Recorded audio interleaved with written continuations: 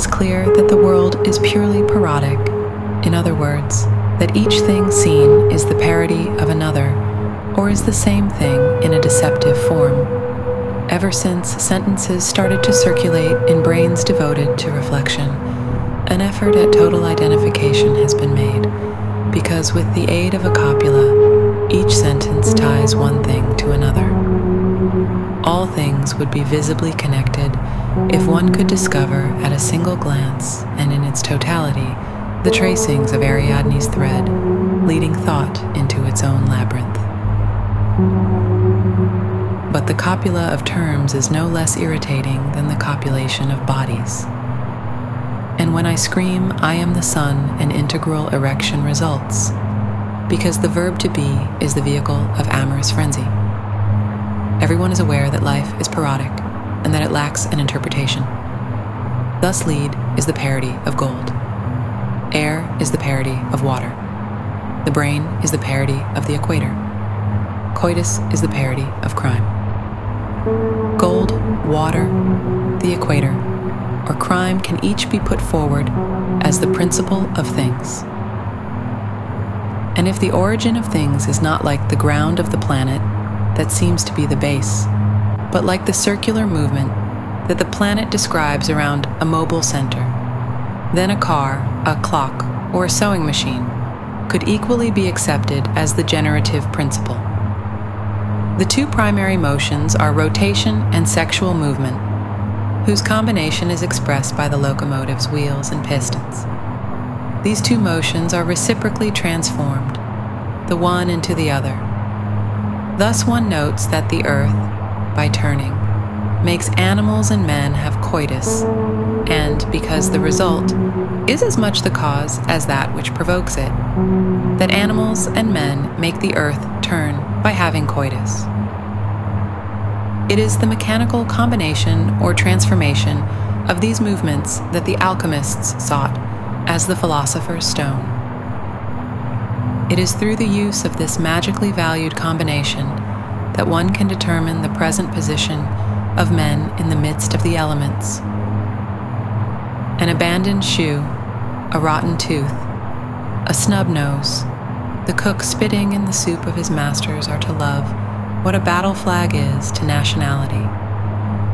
An umbrella, a sexagenarian, a seminarian, the smell of rotten eggs, the hollow eyes of judges are the roots that nourish love. A dog devouring the stomach of a goose, a drunken vomiting woman, a slobbering accountant, a jar of mustard represent, the confusion that serves as the vehicle of love. A man who finds himself among others is irritated because he does not know why he is not one of the others. In bed next to a girl he loves, he forgets that he does not know why he is himself instead of the body he touches. Without knowing it, he suffers from the mental darkness that keeps him from screaming that he himself is the girl who forgets his presence while shuddering in his arms. Love or infantile rage, or a provincial dowager's vanity, or clerical pornography, or the diamond of a soprano bewilder individuals, forgotten in dusty apartments. They can very well try to find each other. They will never find anything but parodic images, and they will fall asleep as empty as mirrors.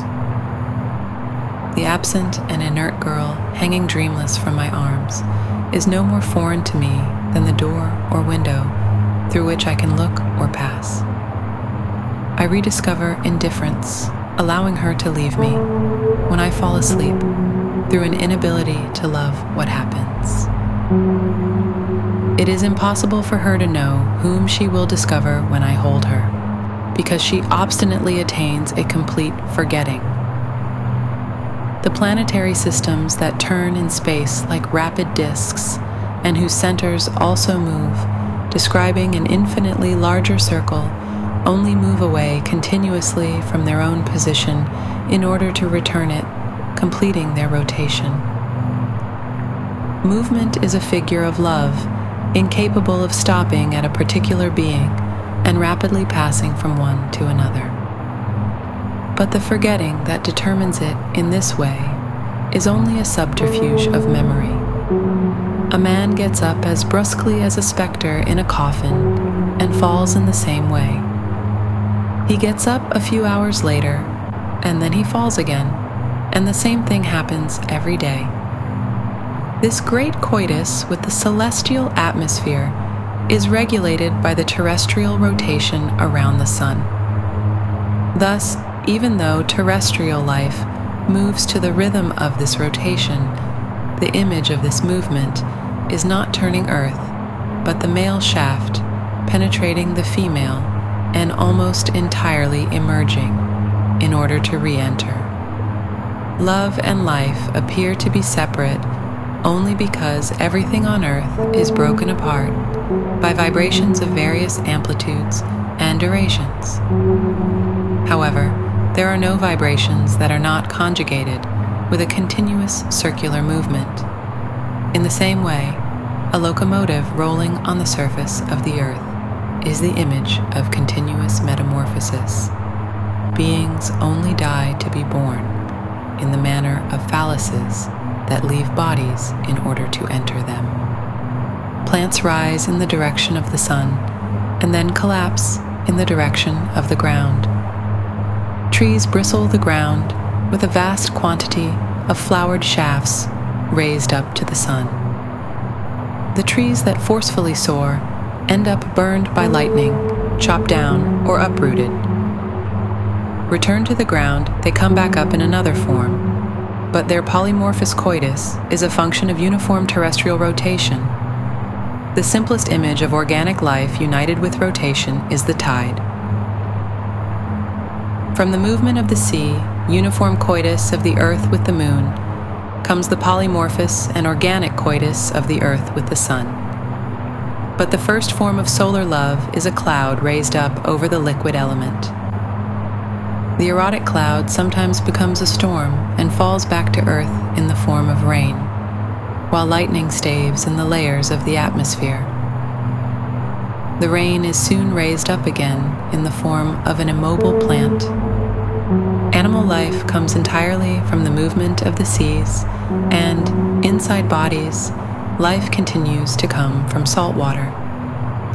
The sea, then, has played the role of the female organ that liquefies under the excitation of the penis. The sea continuously jerks off. Solid elements, contained and brewed in water, animated by erotic movement, shoot out in the form of flying fish. The erection and the sun scandalize, in the same way as the cadaver and the darkness of cellars. Vegetation is uniformly directed towards the sun. Human beings, on the other hand, even though phalloid-like trees, in opposition to other animals, necessarily avert their eyes. Human eyes tolerate neither sun, coitus, cadavers, nor obscurity, but with different reactions. When my face is flushed with blood, it becomes red and obscene. It betrays at the same time, through morbid reflexes, a bloody erection and a demanding thirst for indecency and criminal debauchery. For that reason, I am not afraid to affirm that my face is a scandal, and that my passions are expressed only by the Hesuva. The terrestrial globe is covered with volcanoes, which serve as its anus. Although this globe eats nothing, it often violently ejects the contents of its entrails. Those contents shoot out with a racket and fall back, streaming down the sides of the Jesuv, spreading death and terror everywhere. In fact, the erotic movements of the ground are not fertile like those of the water, but they are far more rapid. The earth sometimes jerks off in a frenzy, and everything collapses on its surface. The Jesuve is thus the image of an erotic movement that burglarizes the ideas contained in the mind, giving them the force a scandalous eruption. This eruptive force accumulates in those who are necessarily situated below. Communist workers appear to the bourgeois to be as ugly and dirty as hairy sexual organs, or lower parts. Sooner or later, there will be a scandalous eruption in the course of which the asexual noble heads of the bourgeois will be chopped off. Disasters, revolutions, and volcanoes do not make love with the stars.